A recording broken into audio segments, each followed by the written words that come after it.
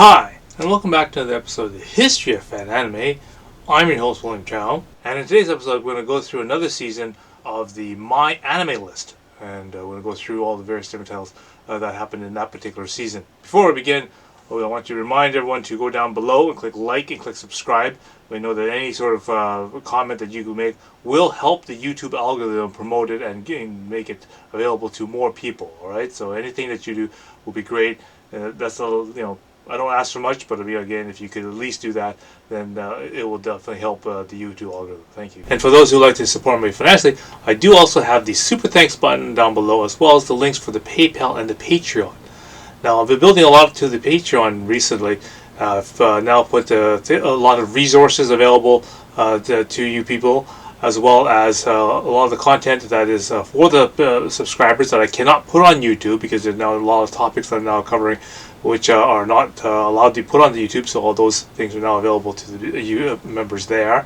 As well as I've also now put the my audiobooks available as in audio form and on video form as well. Those are also partially free to the Patreon members, so do check that out. Okay, and so for all the other new users that are on this channel, I've also compiled all the episodes of the History of Fan Anime into a large database sheet.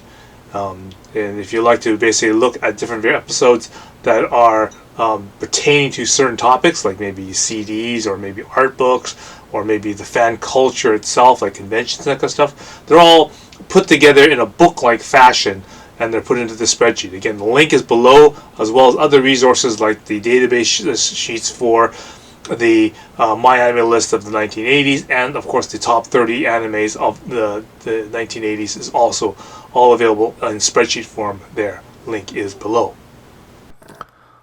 Okay, so we're beginning with the final season of 1992, which is the fall season.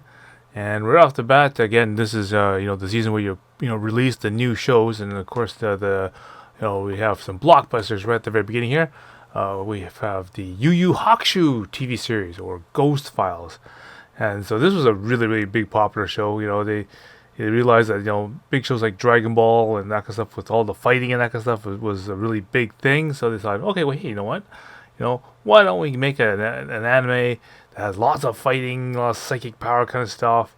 That entire sort of arena fighting kind of thing. That always kind of happens in many, many different shows like One Piece and Dragon Ball, and any of these sort of they have to go into arena where they face all these different opponents. Similar type of thing that happened in Dragon Ball. So I figured, okay, why don't we make a high school kids kind of thing, kind of put them together into this big psychic war battle thing in arena type of thing, right? And it's really, like I said, there's a sort of popular sort of genre that sort of appeared. Okay. Anyway, the artwork for this one is done by Maria Kitayama, a relatively new person in the field, but she really goes on to actually do a lot of these similar types of shows. She also goes and puts out these thing called the Flame Rekka. Again, tournament style fighting kind of thing. Again, I really like that one. Good theme song on that as well too. She also does work on GTO, another one of my favorites. And she'll also continue to do Hunter x Hunter. She'll do the Tokyo Mew Mew, which is one of the cat girl type of shows. And she also does some the character designs on East Otherwise. Okay, so definitely shows that it was really popular and picked up a lot of things. When I was playing Lane Greaser, they have a crossover event where you can get Yusuke and Kodama and all these different kind of characters from the game and integrated into this game. So it was really kind of cool that they did that crossover. So definitely one of the shows for this decade is definitely going to have to be Yu Yu Hakusho. The next one also is Himi-chan's Ribbon. So again, we're starting to get into the trend of these magical girl shows. And again, this is one of the ones where I really never heard of anything about it, really. It was only until Daisuke introduced me to it. And, it was a whole bunch of little weird jokes and that kind of stuff that he kind of pointed out from the manga. Again, the manga is in Flower Comics and that kind of stuff. And so when he showed it to me, he'd show me all these little goofy things that happened to Himi-chan. And I think one of the first things I remember he was showing me, one of the gags he was showing me, was the episode where she was doing the change to the different members of SMAP. Of course, SMAP does the opening and ending theme songs. Very popular, boy band at this particular time. So when they did the opening theme song, they got a lot of, notoriety to that. So I think that really helped bring the female audience in and put up a lot of hype about it. But anyway, so when I was watching the, and doing the Himi-chan's Ribbon, I really, really liked the first story arc of it. Probably like the first 18 episodes. Wonderfully laid out story. It definitely was an emotional sort of roller coaster ride, especially near the in the little section of the teens there. I'm not gonna really ruin it for you guys. So I really if you're gonna check out Himi-chan's Ribbon, at least do the first 18 episodes and tell me what you think about that one. Okay, it's a really nice show. Good concept. The magical kingdom. Has to, in order to to be part of the princess, has to invent a useful magical item.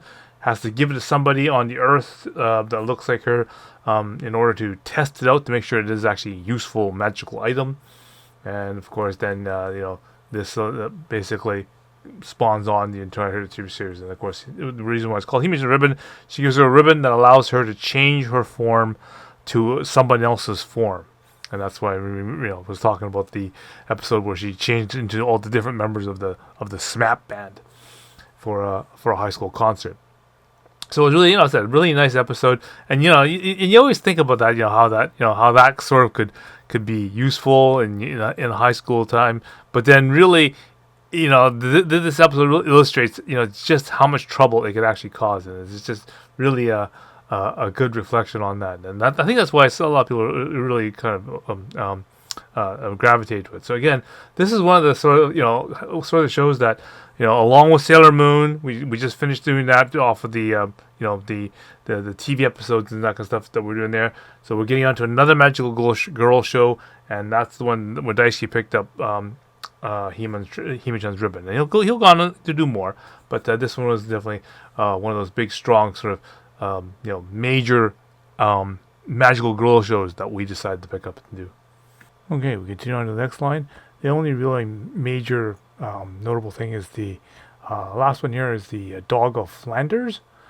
Now this is the entry for the TV series, and again at the time, no one really knew what it was. It's just sort of a I guess you can say a variation of your Lassie type story.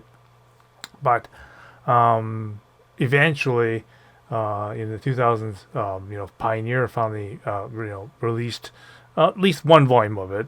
They didn't release the entire TV series for it, but they released a little bit of it, and it was available later in time. But other than that, not very much interest really happened with this particular series.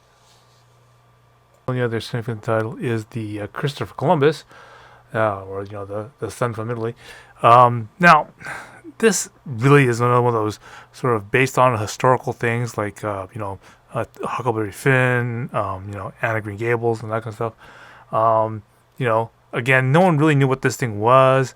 I mean, at the time it came out, the animation wasn't all that great, and this is a collab project between Japan, Nippon TV, and Italy. So it's got has an Italian translation. With a little bit of digging, I found out that they actually made an English version in Canada here, but I've never ever saw that series. So again, it must just slip underneath the radar and just kind of hidden, just like Anna Green Gables was. So again, it is available and has come out since then. But at the time it came out, there was virtually no focus on this particular anime at all. Okay, so we continue along and finish off the rest of the TV shows. There's nothing else significant though. Although that Super Dagon thing is pretty neat because the Super Real Mahjong was a really big thing in here, but of course, they already had their own sort of mini series for that, and this is sort of like a variation of the Mahjong Girl type of thing. But anyway, I digress.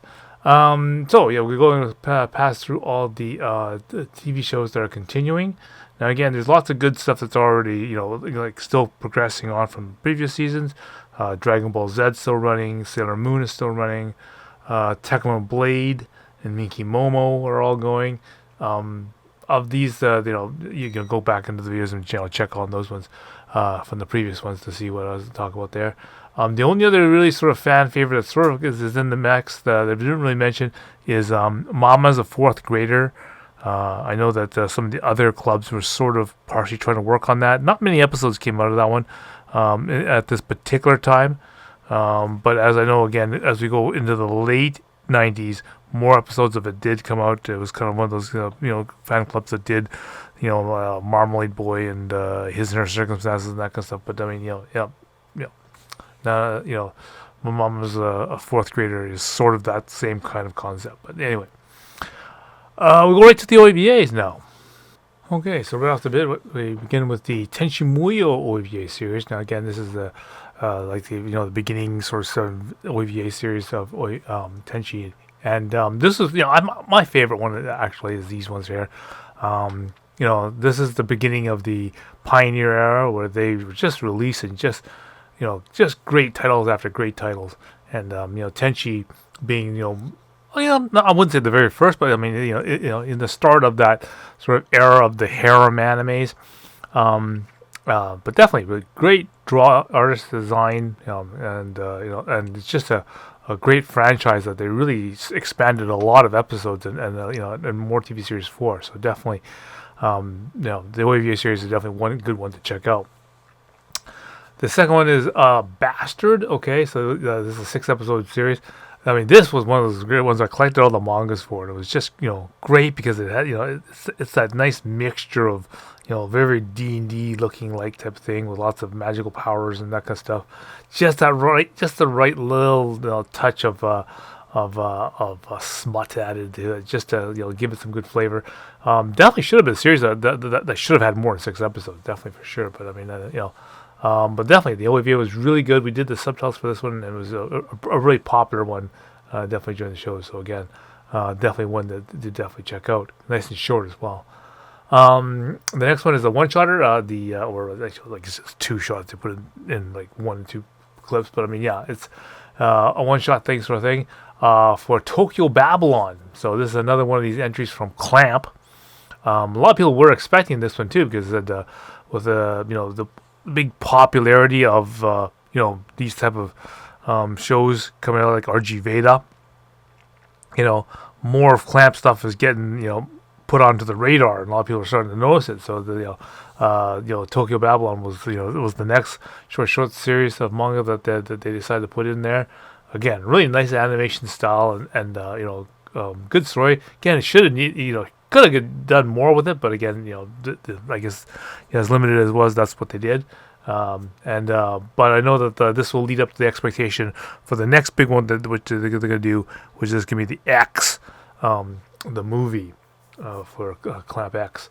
So definitely that one was definitely good, good one to check out.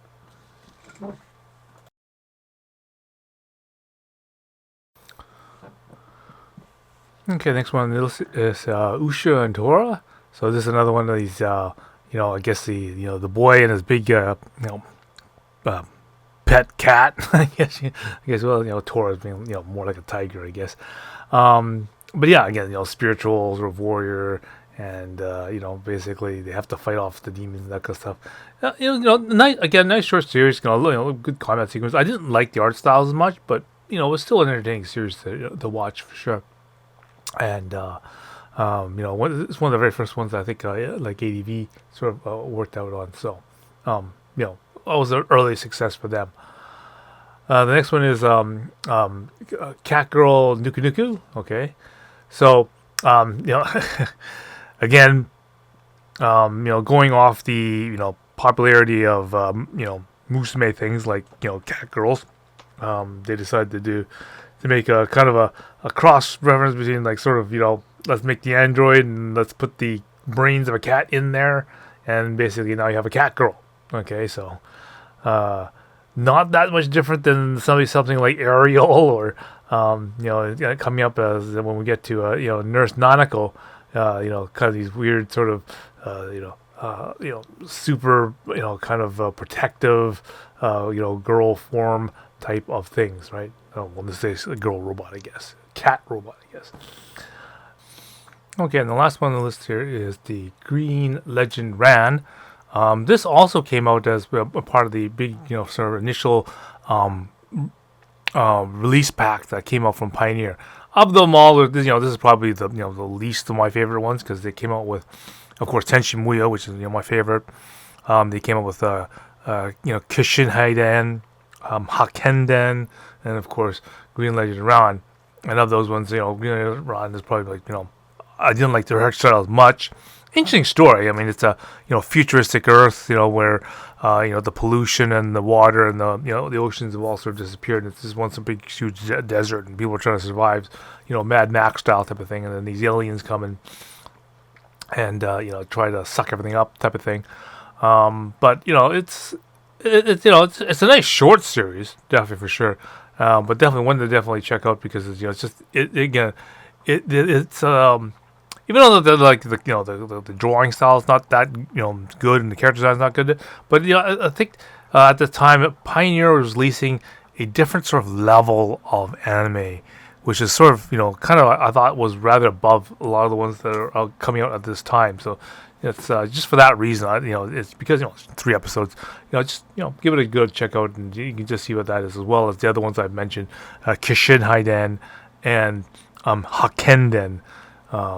Which is all I said. Those are the major first releases that came out from Pioneer at this time.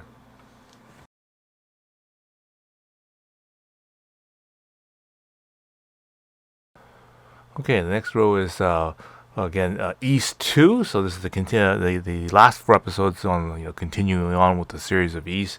Now they Adol and the group is now going up to the land of the floating island of East, right? So, good. Again, I like the ending theme song for this show. Really nice, and a good ending for the show if you're really a good fan of the RPGs and that kind of stuff that came out. So, it was really a really nice series. Since in the era of these sort of AD&D ish type of stories, it's a really popular one at that time. The next one's called Download, Devil's Circuit. Now this is kind of a really interesting one because I looked at the publisher for it. It's NEC Avenue. So when I think that, I think mostly like PC Engine games and that kind of stuff, right? But yeah, so this is definitely an interesting show because it has some pretty good credits on it. And I had to go down to the Internet Archive to actually find a copy of this thing, just so I could see what the heck it was about. Like that, Rintaro, he's the guy who did the direction for things like Galaxy Express 999 and whatnot. But this one totally fell under the radar. The one-shotter. Kind of a cyberpunk type of thing. But yeah, it's just no promotion went with it, and just it wasn't in any of the magazines, and so no one really knew about it. And of course, there's lots of other bigger and better OVAs out there. So this one just sort of fell underneath the wayside. But yeah, one of those sort of forgotten animes entries for that one there. And the last one in the row is one that's really called a Black Lion. So this is another one of those ones that the AD Vision picked up. Again, one-shotter. It basically is your typical samurai era type of thing with weird spiritual demons and that kind of stuff. Focuses more on the gore content. So it goes in that category, and again, that's probably why AD Vision picked it up, because they figured, it's the same kind of concept that we got with things like Violence Jack and all other stuff, but now of course it's in a samurai era, so it is being very short, you can't really do much with it, so but a good watch if you If you're just interested in just the mindless gore. Okay, continue on to the next line here. We have Cyber Formula GPX.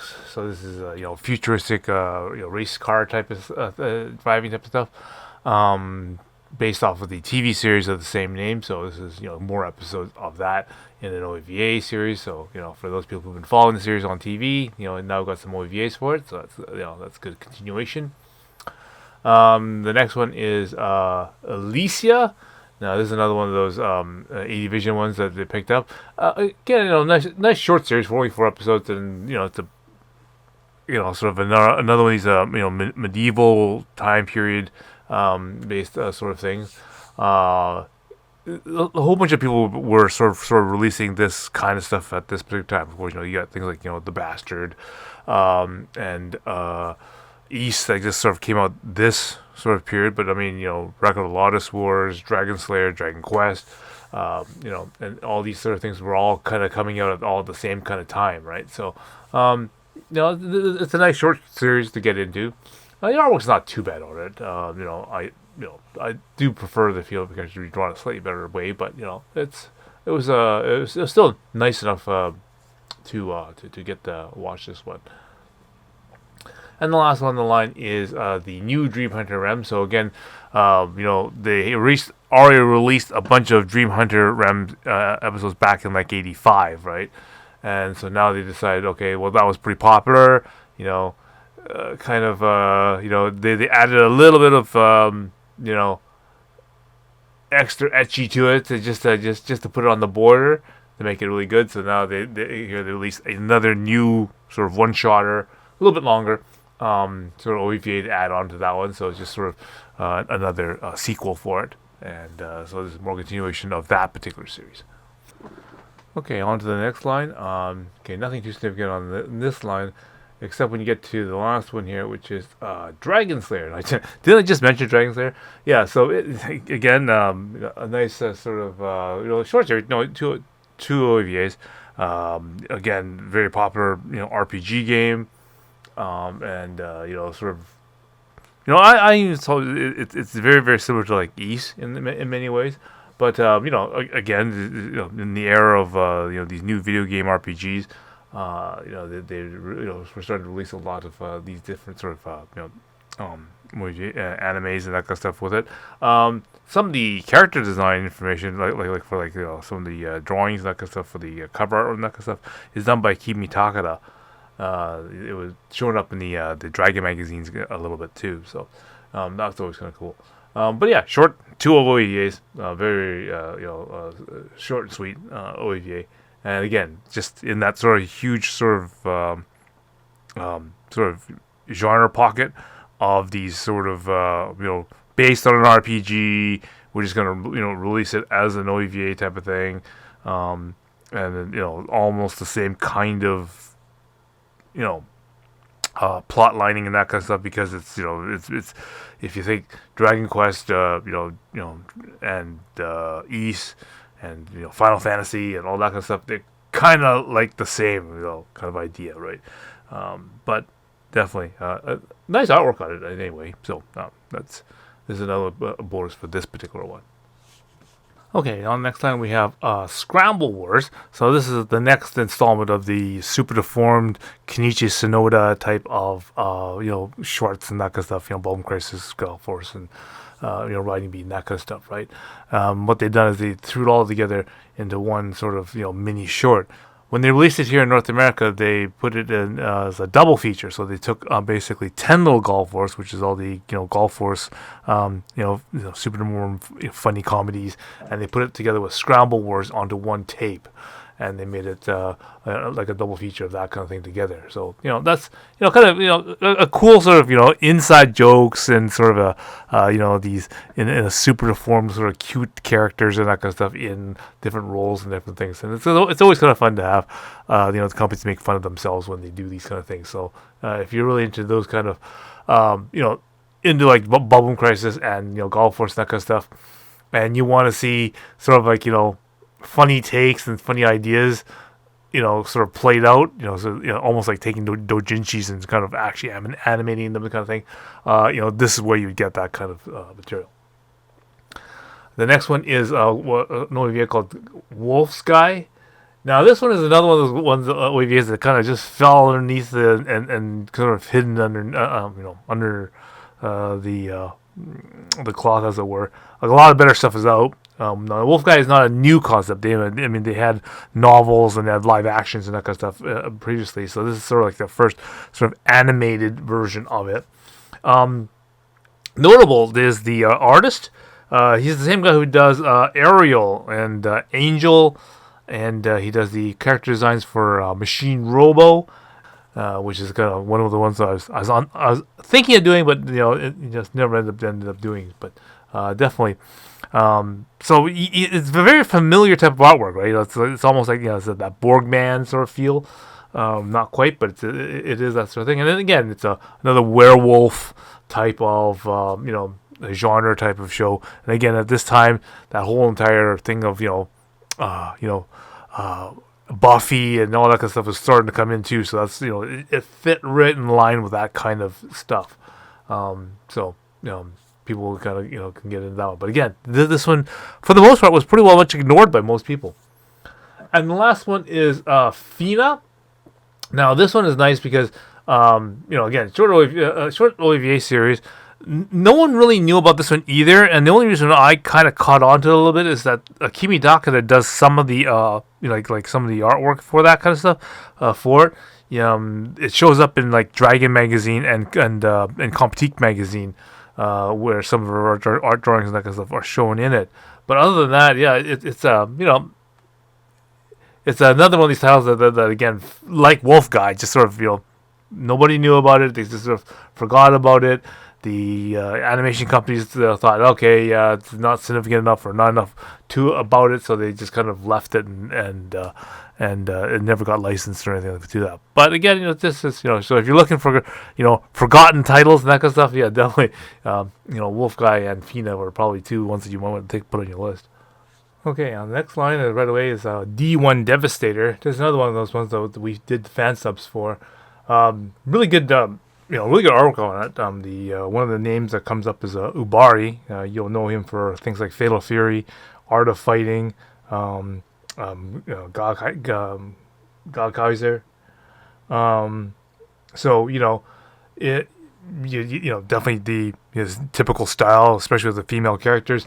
You can kind of see that in this one. This one has basically the theme of like GPX Cyber Formula, futuristic sort of racing, with a kind of a little bit of a Back to the Future sort of thing, where the guy hits like 300 miles an hour and he goes into another dimension sort of thing. So that's kind of that sort of theme going on there. But it's nice short 2-episode thing, good art design, kind of a sort of futuristic sort of sci-fi type of feel to it. But really nice, yeah, definitely. It was one of the ones that we once in a while played at our meetings, because it was something that was new and again followed with the same genre of a lot of the animation styles that have gone on at this time. Otherwise, yeah, there's nothing else useful in this line. Okay, we move on to the next line. There's nothing really exciting in this line either. I mean, something that looks like a Wataru lookalike, and then another one that looks like Bite Me Chameleon type of thing, but nothing else more for that. And then we continue on to the next line here. We have, they have a movie version of the Columbus. Okay, so, in the same sort of documentary type series as, Huckleberry Finn, Anna Green Gables, even things like Dog of Flanders. Basically, they take a figure from history and they make an anime of that particular thing. Again, I don't think anyone really knew what this one is. Never really got circulated, didn't get licensed. So, sort of a one-shot sort of, anime documentary, if you will. But again, totally ignored and totally forgotten about. All right, so that finishes off all the OVAs. We're going to go on to the movies now. Okay, so the movies are not that exciting, actually. The only big one, of course, is they've now made another Ginga Ea Densetsu, which is the Legend of the Galactic Heroes. Of course, they've already been doing lots of OVAs and TV series up to this point. and now they just released yet another movie for that. They also have a movie for Chibi Marco-chan, again based off the TV series. They've now produced a particular movie for that, so nothing really too much special on that in terms of movie releases. And move on to the specials now. Now this was really important. We have the Fatal Fury Legend of the Hungry Wolf. So this is the first Fatal Fury OVA, and this was really significant because I remember when they put this on TV, it was like such a big thing. The version that I got was recorded off of TV, so it had all the commercials in it. But what was really important at this time was this is the first time Neo Geo released the commercials for the Hyakumecha Shock, right? So the 100 meg cartridges for the Neo Geo, and during the commercial breaks, they basically broke to the commercials, Neo Geo Hyakumecha Shock, and the commercials were basically they cut between video game footage and live footage of both Terry, Andy, and Joe, doing essentially the same kind of concept of the commercial, except they just replaced the main character as Terry, Andy, and then Joe throughout all the different ones. And so it was really, really great because this is the first time that we really got a good sort of game adaptation of an anime type of thing. Then they sort of mixed in these really cheesy Hyakumecha Shock commercials, and it was really kind of really kind of cool. So again, that was a really important release. Again, they finally eventually released it on the Laserdisc and that stuff afterwards. After this televised release, but yeah, definitely that was one of the big ones there. Other than that, there's nothing else that's important. So basically, this will basically cover and finish the year 1992, and so we'll continue putting these into the database, as well as then we'll get ready also for them so that we can, when we do the top 30 countdown, we'll also have these also listed. So do stay tuned for those. All right, I hope you found that really interesting, and I'd like to thank you for making it this far in the video. It really is, really great that you enjoyed the content enough to make it to this point. And again, if you haven't hit like, please do so down below, because it really does help the algorithm. All right, anything that it does to promote the video would be really good. And so we'll have more coming up in the next episode. All right. So until then, I will see you again.